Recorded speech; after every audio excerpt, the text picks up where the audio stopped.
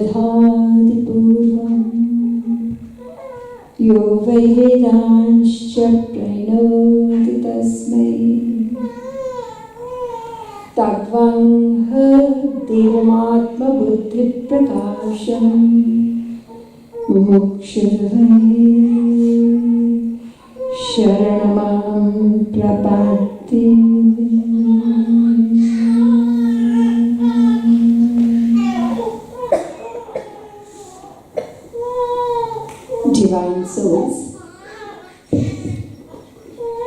I request you to join me in a few minutes of divine name chanting before I begin this talk.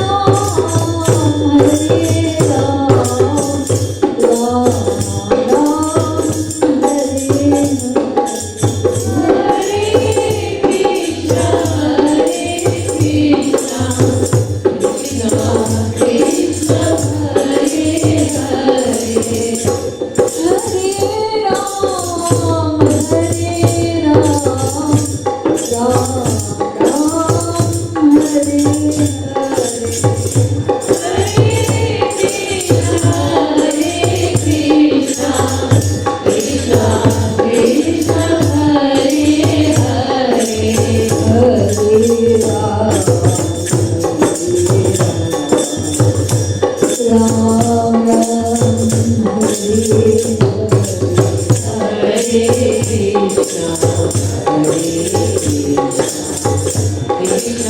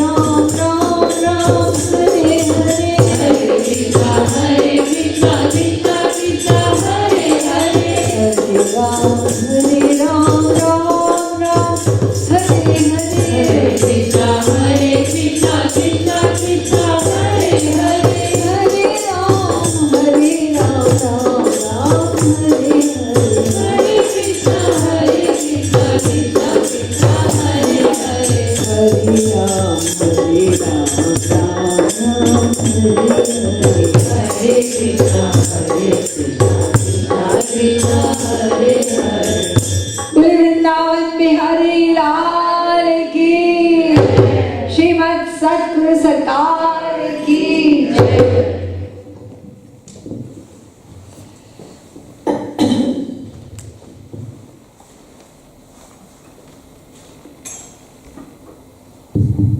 It's a very auspicious day today.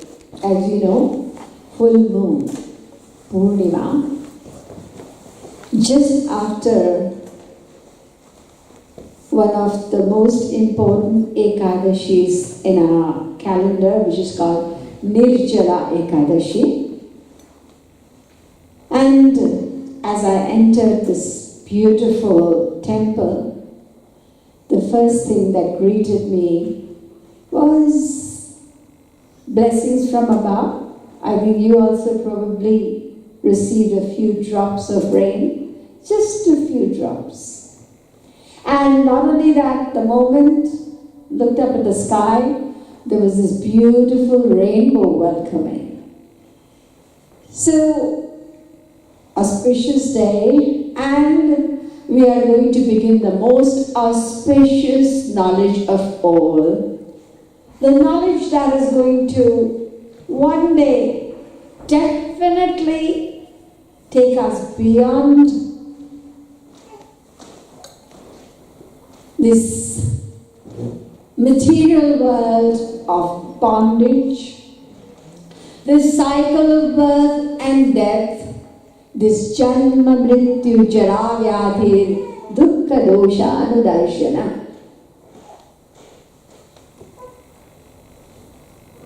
So, I request you to listen with rapt attention, because these are gems of invaluable spiritual knowledge from a vast expanse. You know, there are so many scriptures. I'm sure most of us do not even know the names of them, let alone reading them, understanding them. So what you want to hear is the essence. Every word is important. So let us begin with God. I'm sure you have heard this word God many times in your life. Some of you sitting here may be praying every day. Of course, the quantity and the quality of the prayer is different for each one. And there are some who pray occasionally, when they probably need something, or they have something to complain about, or maybe it is a special festival, so it's occasional. Like Sri Krishna talks about naimittik, occasional. One is nitya, one is naimittik, which is occasional. And I hope not. There could be one or two sitting here who don't believe in God. Quite possible. Yeah, but I doubt that. However, the world outside is full of agnostics and atheists in today's age of Kali Yuga. And it's not surprising, because when we look at what is happening around us in the name of religion and God, it does bring disgust in the minds of those people who are actually thinking whether to believe or not. So the moment they see what religion, they think it's religion, but truly speaking it's ignorance. And it's man-made ignorance, actually. It's man who has diseased religion. Religion by itself is what it is, but when human beings. So, the truth is that there is only one God. Ekameva dvitiyam Brahma. Chandogyopanishad 621 mantra number. You must have heard Ekam Sat Vipra Bahuda Padanti. Rigved. Ekam Santam Bahuda Kalpayanti. Rigved.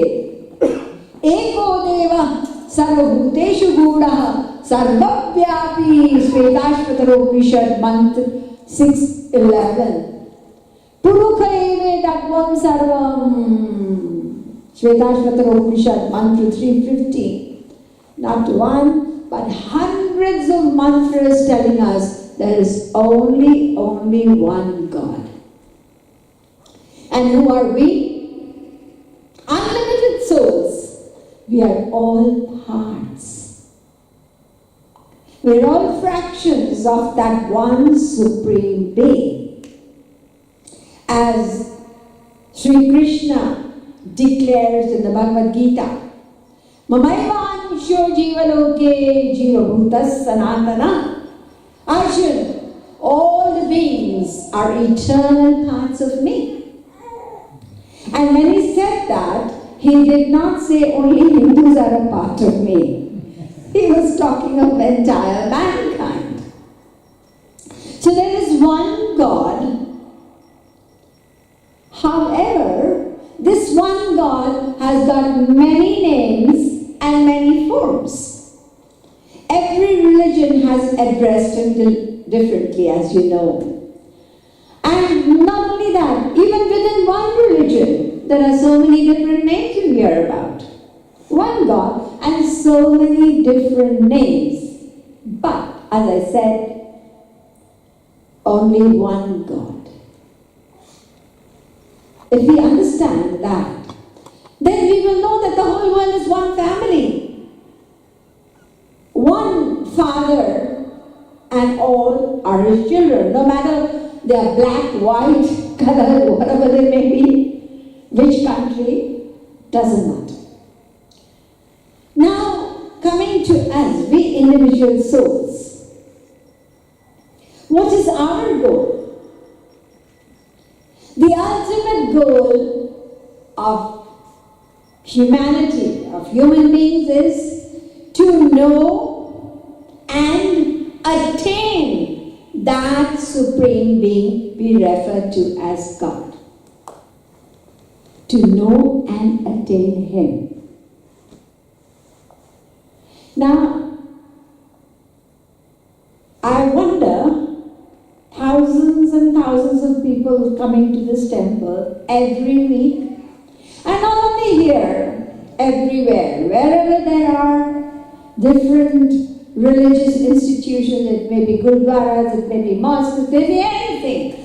Thousands, millions of people go there. How many going over there have really thought or even know about this goal which I am talking about? To know Him and attain Him. Have you ever thought about it?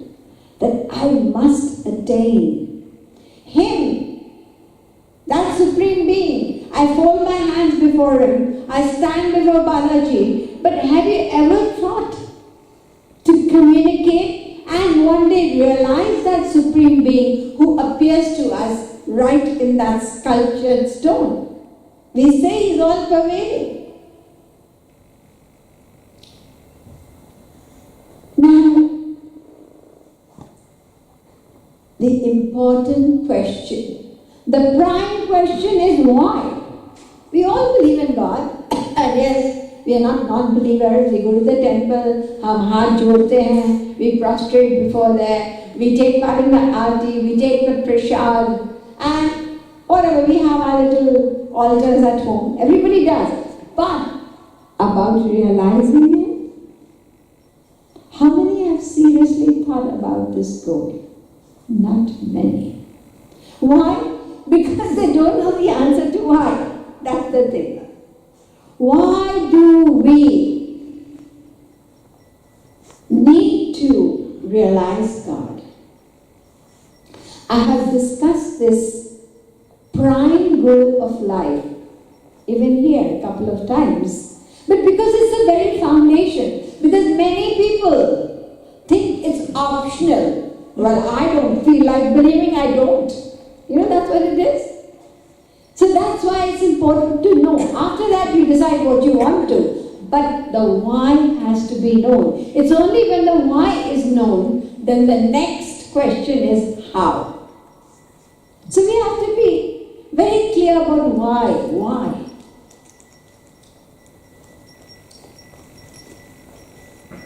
Everyone, each and every soul without exception, is engaged only in one search. Although everybody appears to be busily running in every direction, yet the goal is one. And what is that one goal? Happiness. We all want happiness.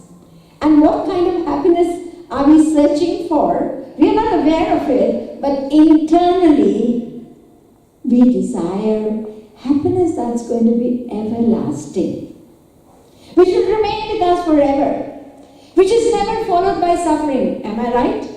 That's what we want. And also we want happiness that is not limited.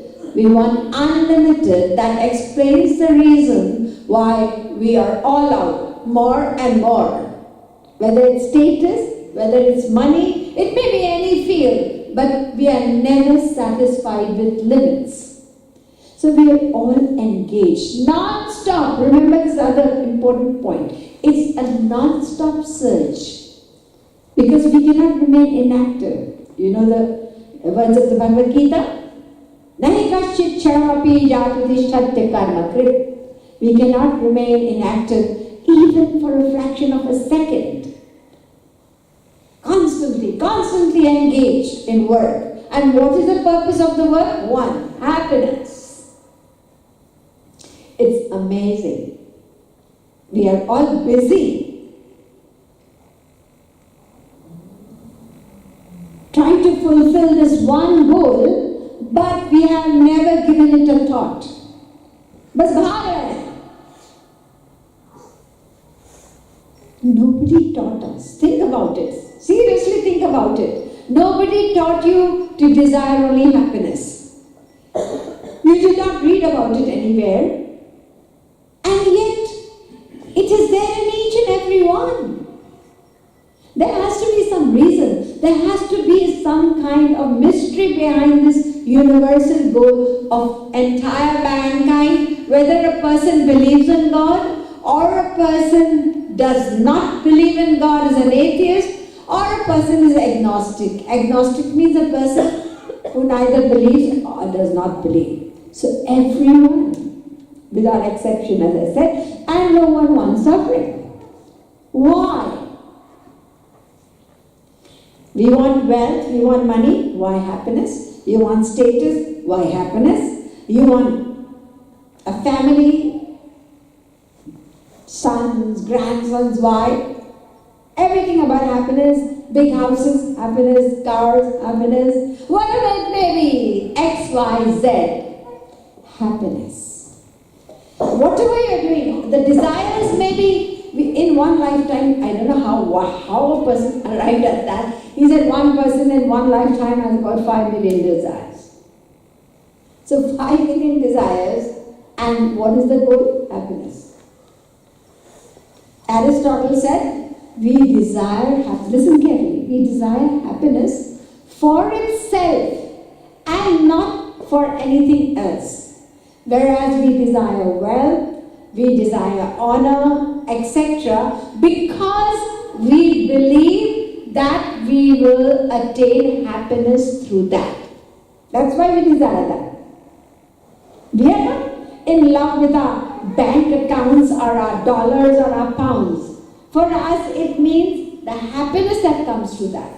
Ultimately, our love is happiness. Whether it's father, brother, friend, husband, child, anything. Why? You get the answer for happiness. Everything that we love, it may be a dog, for happiness. Now the question is, why? In order to get an answer to this, we have to take the help of spiritual science, spiritual knowledge. It's not there in any material textbook. The Vedas tell us there is a great personality named Ananda. Uska naam hai Anand.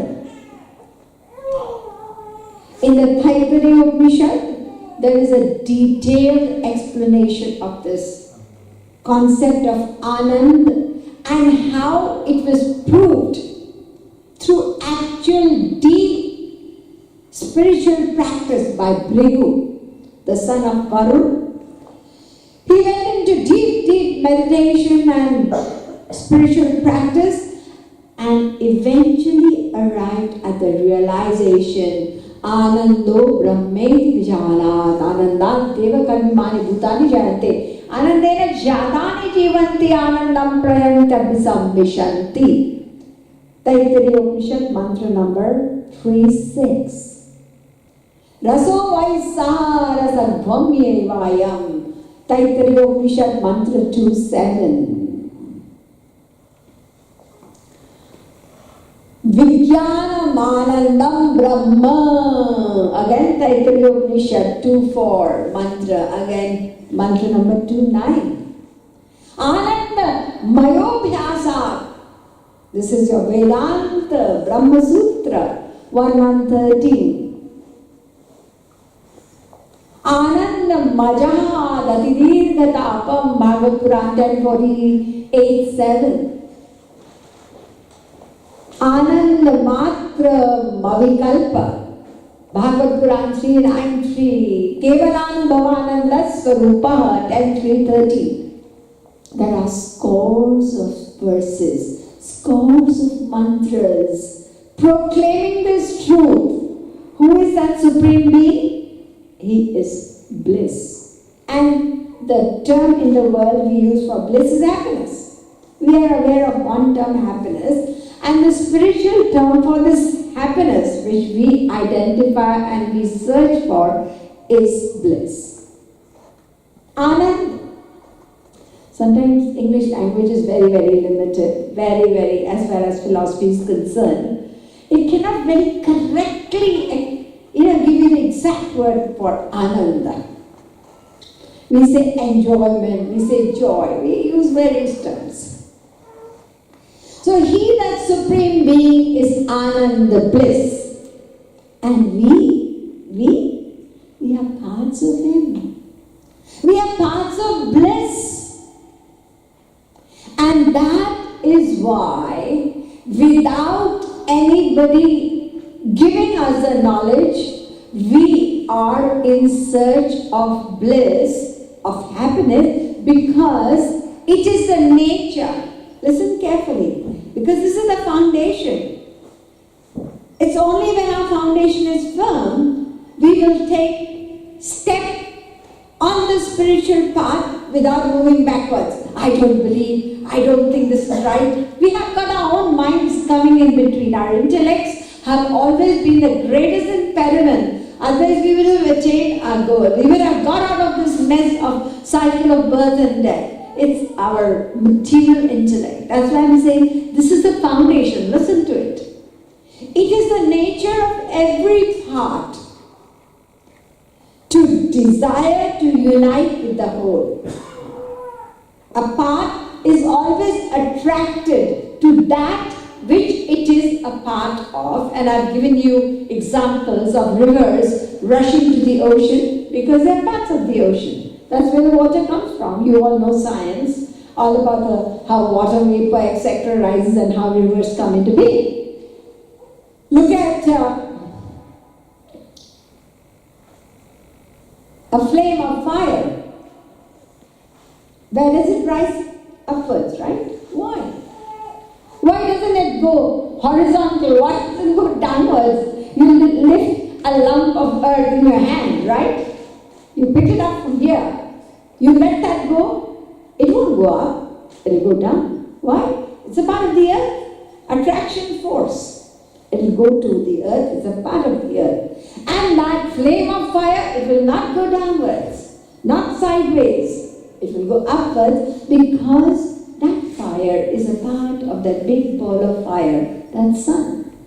See, we have examples in the material world itself of this law which I am telling you, that a part desires to unite with the whole.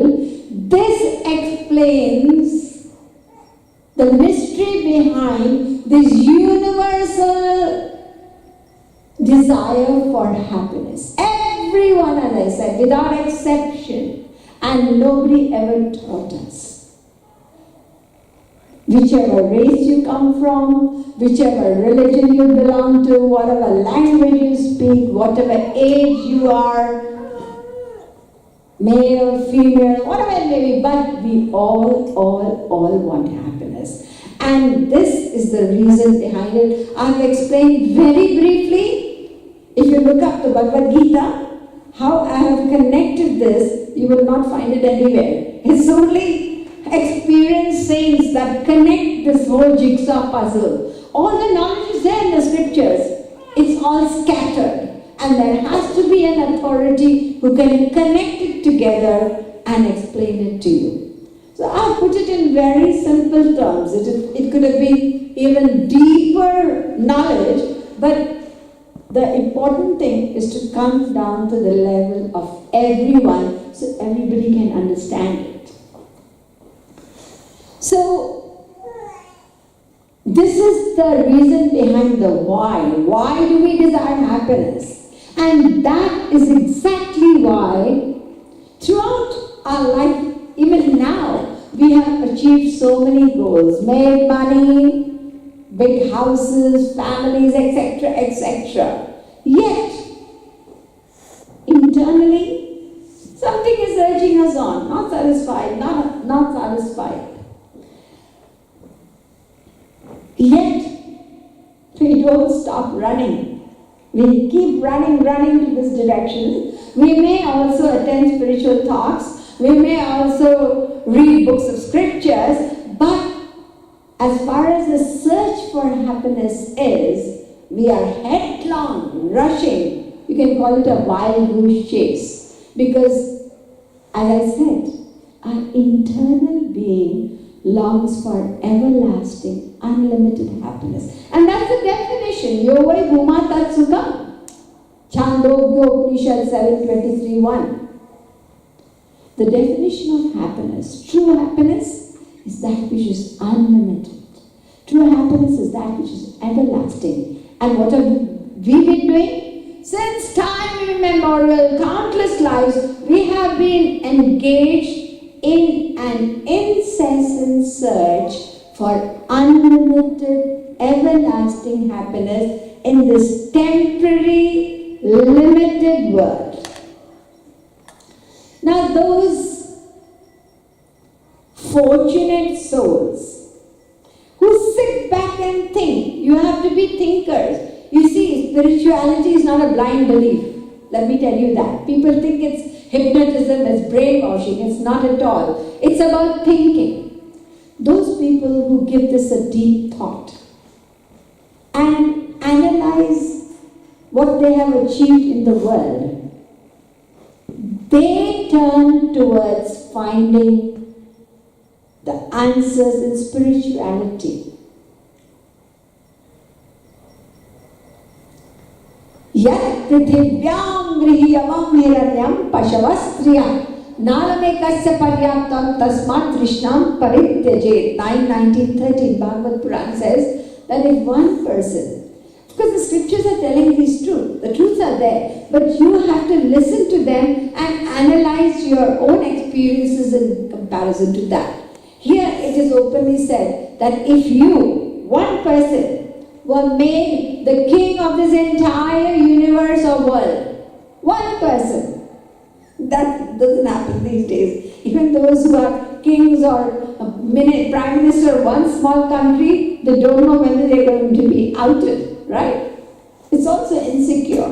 So here this person is fully accepted by everybody, young, handsome, rich, everything that you would desire, he has. And this Bhagavad Puran says here, this is Yayati's experience. He says, the person will still remain a beggar because the search is for spiritual happiness and we are trying to satisfy the internal soul with material. That's totally opposite. The material is for satisfying the body. We need it. But the soul is a divine entity, I said to you, a part of God. So a divine entity can only be satisfied with the divine. It's very simple, but it has to get inside and we have to understand and accept it. Doesn't Sri Krishna say in the Bhagavad Gita, Brahma bhuvala loka punaravartino juna. 8th chapter, 16th verse. If a person were to even rise up to the abode of Brahma, this planet of us is the lowest level of happiness. There are 11 more beyond this. There's no time to go into it. Brahmalok, even then that person is not going to be satisfied, will keep coming back into the cycle of birth and death.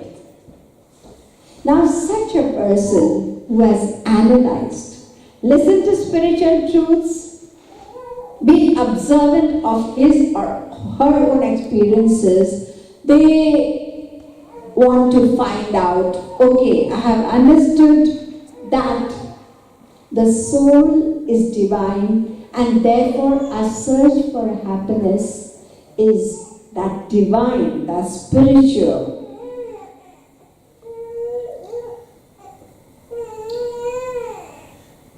So how do we attain it? Again, we go back.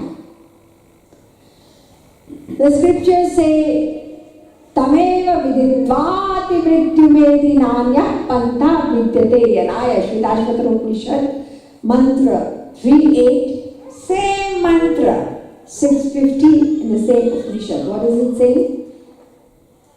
It is only by knowing Him, Him means that Supreme Being, Brahma, God, that we can cross this ocean of Maya, this material bondage, this suffering. It's only by knowing Him. So if you want to be free, you want liberation from suffering, then know Him.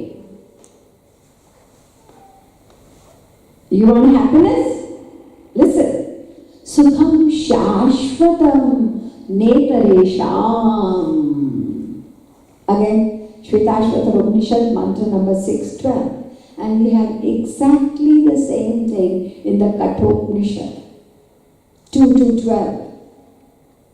If you want to attain true happiness, then know Him, know Him. You want peace? Gyatva Shivam Shanti Matyantamedi. Knowing Him, then you will attain peace. Shvetashvatara Upanishad 4:14. The same thing in the Kathopanishad 2:13. Gyatva Devam Muchyate Sarva Pashai. Shvetashvatara Upanishad, mantra number 6:13. All are partially. Partially means knots, bonds. All the bonds, the suffering that you are going through, everything you can be released from all by knowing Him.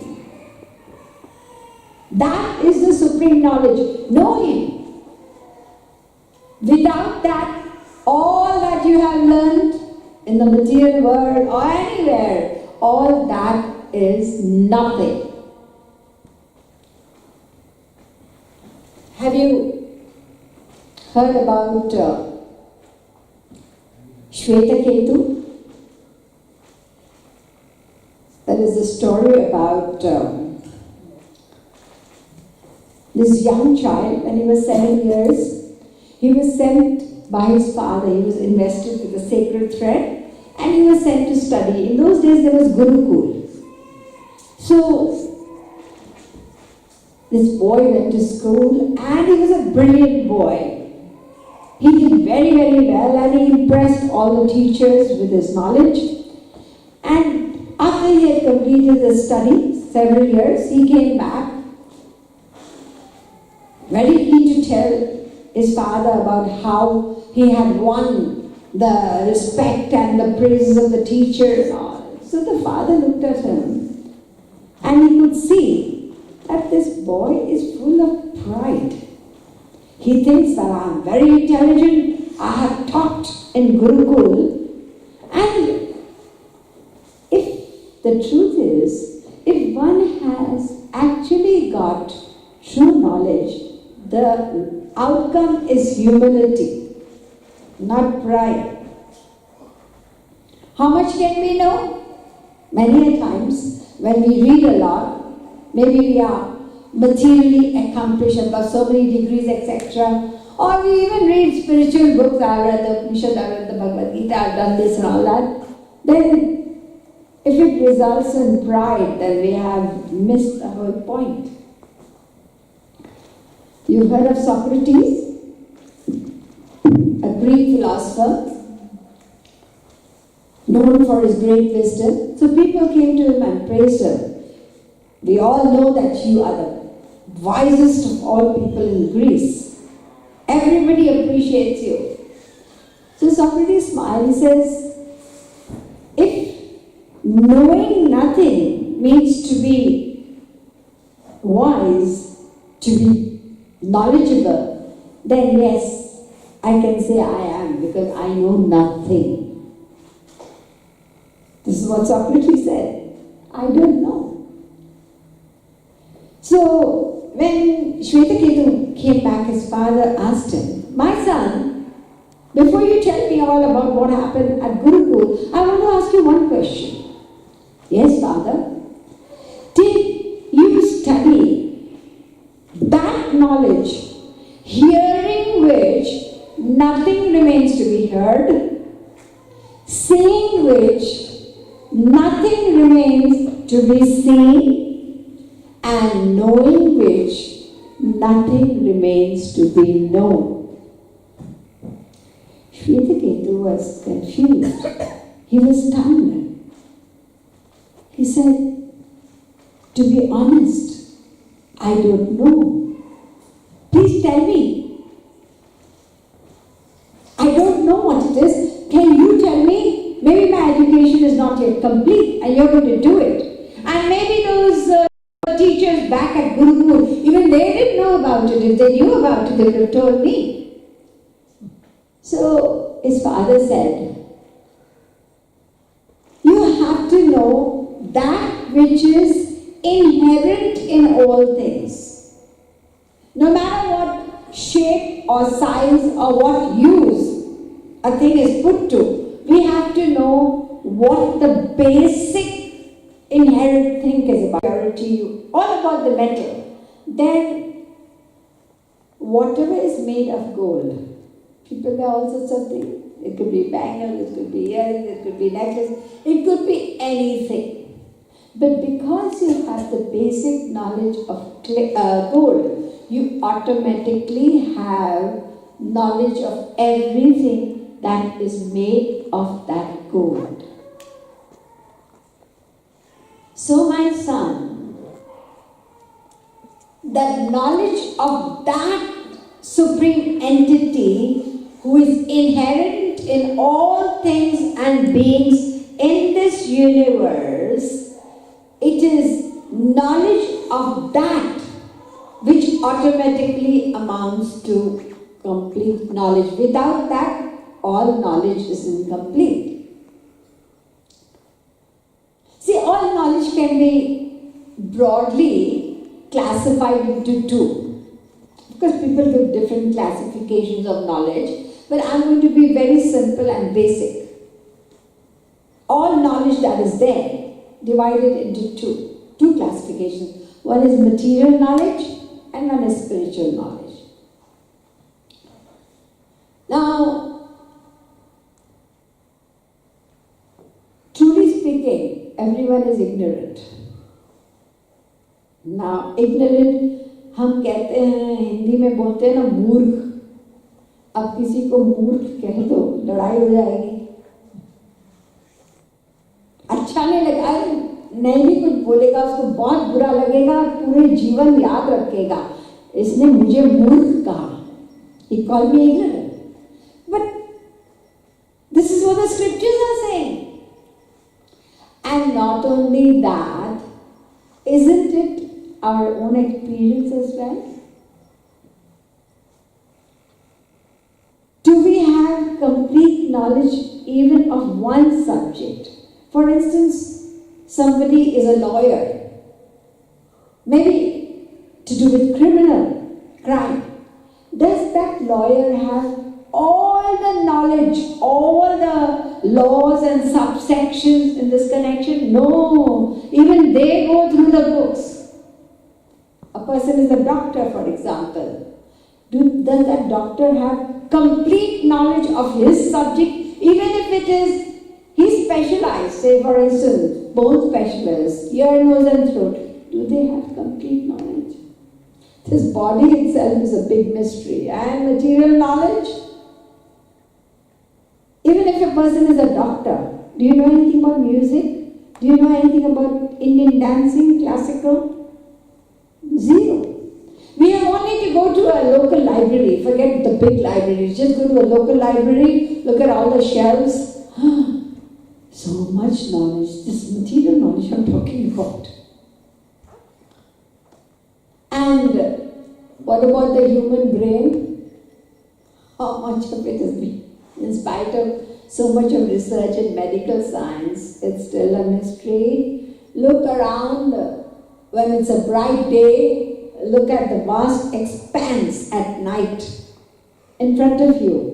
All those shining tiny little dots, those stars up there, they are planets. Some at distances of millions of light years. What do we know? Where do we stand when it comes to knowledge? So the term that the scriptures use, that we are ignorant, is so true. Then we realize that it's true, we don't know. And even if a person were to, now a lot of people do that, throughout their life they like to study. I've got 8 PhDs. Wow. I know 10 languages. Wow. So, no matter how much of material knowledge we accumulate, it can never lead to perfection. Never. However, if we have that one spiritual knowledge which Uddalak talked to Svetiketu about, that one spiritual knowledge, one only, that amounts to all knowledge. Then you attain perfection, whether it's spiritual or material. Knowledge of one amounts to knowledge of everything. That's the big difference. Firstly, between material and spiritual knowledge, and then again, that one knowledge which we are here to talk about, to know Him. It's only by knowing Him. Tulsidashi expressed this in a different way. He said, Jane binu na hoi paratiti, or binu paratiti Hoyi nahi preeti. The first step is knowing. Remember that. Because we don't know, that's why there is this, the journey is always go forward, step back, step out as well. Because knowledge is important. Once you have knowledge, then faith comes automatically. And when you have faith, then there will be love. And when there is love, there's attainment. That's what Tulsidashi is explaining here. Simple example. You happen to be walking on the road and you step accidentally on something that pokes your foot. You pick it up, ring. Where did this come from? And you look at it casually. It looks ordinary to you, but however it was lying there, and you just pick it up. Now, it's lying in your house, just on the windowsill. You haven't given it any importance. But one day, one of your friends, who's an expert on recognizing these stones, he happens to look at it and he says to you, why have you thrown this ring around over here? Why? What do you mean? He says, look, this is so expensive. You must be having many more expensive things. You treated this ring so casually. Why is it on the windowsill? He said, why do you say it's expensive? He said, don't you know? Where did you get it? Didn't you buy it? Did somebody gift it to you? This diamond, this is a diamond. And this diamond is worth at least £1,000,000. Say for instance, £1,000,000. What did he say? Say it again. I'm sure, if not 1,000,000, maybe a little bit less, but it's definitely very expensive diamond. Where did you get it? How could you afford it? Where did you get it? Was it passed down to you from your own great-grandparents or something? Because to acquire something like, you really need to? Is it true? Of course, I know all this. I can recognize it. I'm an expert at this. Now you take that ring and you hold it to your heart and you probably kiss it, you take it and lock it up in the cupboard. See, the ring is the same. Till you did not know about it, it was thrown on the windowsill, right? And when you came to know about it, and because somebody who's an expert told you about it, so there was faith. You would not believe any other person who told you it's expensive. But somebody who knew about it told you about it. So therefore there was faith, and when there was faith, automatically there was love for it. Now your love for that ring is £1,000,000. Because you're told. So knowledge was the first step, wasn't it? First step was knowledge, and then faith and love automatically came. That's why all these scriptures are saying, you have to know Him, know Him. You want to attain true happiness, everlasting peace, then the greatest knowledge you have to have in human life is to know Him. So let us then make an attempt to know Him. Who's going to tell us? Supreme Being, God. Who are we going to ask? Where are we going to find out? The best way to know about Him, about God, is to ask God Himself. Ask Him.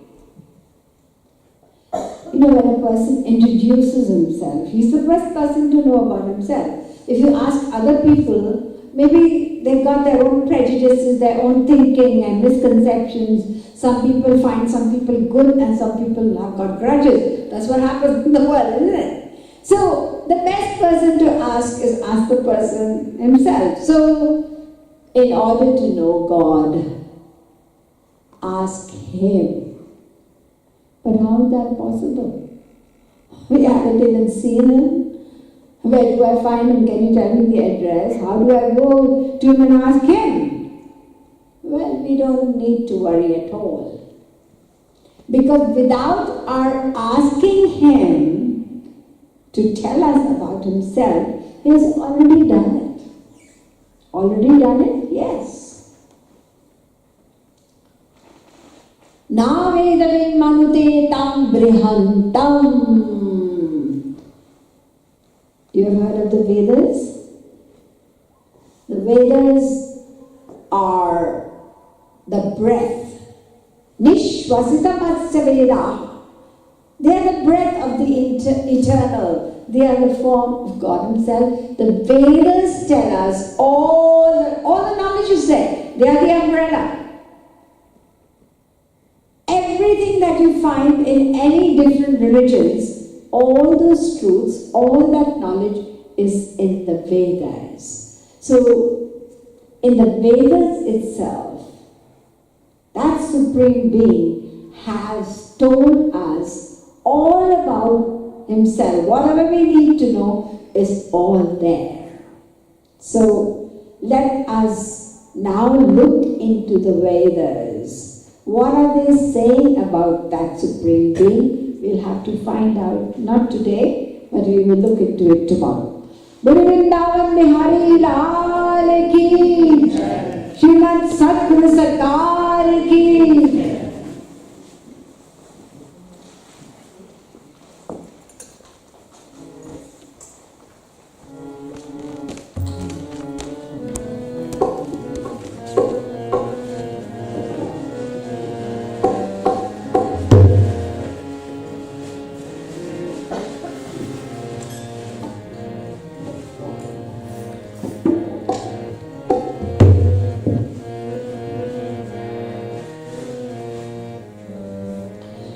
Shri Ram, Jai Ram, Jai Jai Ram. Shri Ram, Jai Ram, Jai Jai Ram. Shri Ram, Jai Ram, Jai Jai Ram. Shri Ram, Jai Ram, Jai Jai Ram. Shri Ram, Jai Ram, Jai Jai Ram. Shri Ram, Jai Ram, Jai Jai Ram. Shri Ram, Jai Ram, Jai Jai Ram. Shri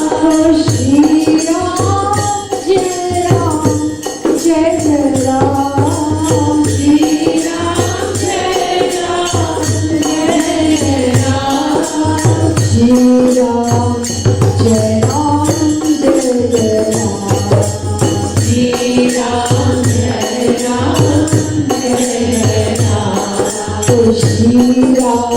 Jai Ram, Jai Jai Ram. Shri Ram, Jai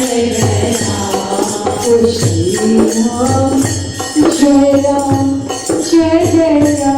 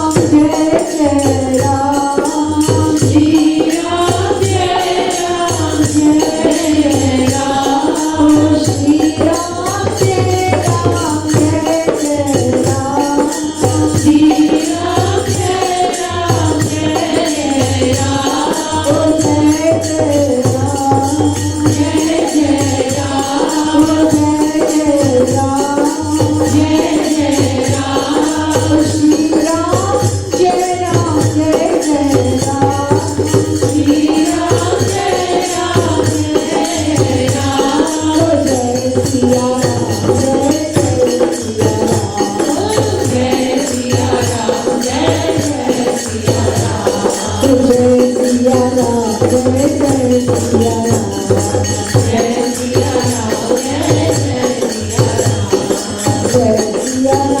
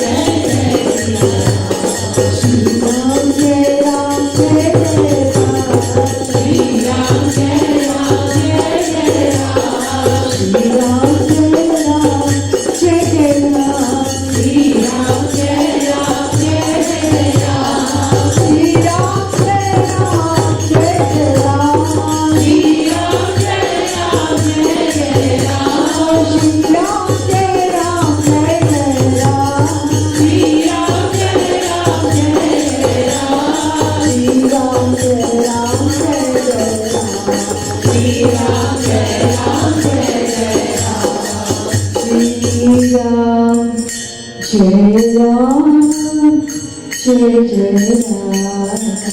Jai Ram, Jai Ram, Jai Jai Ram.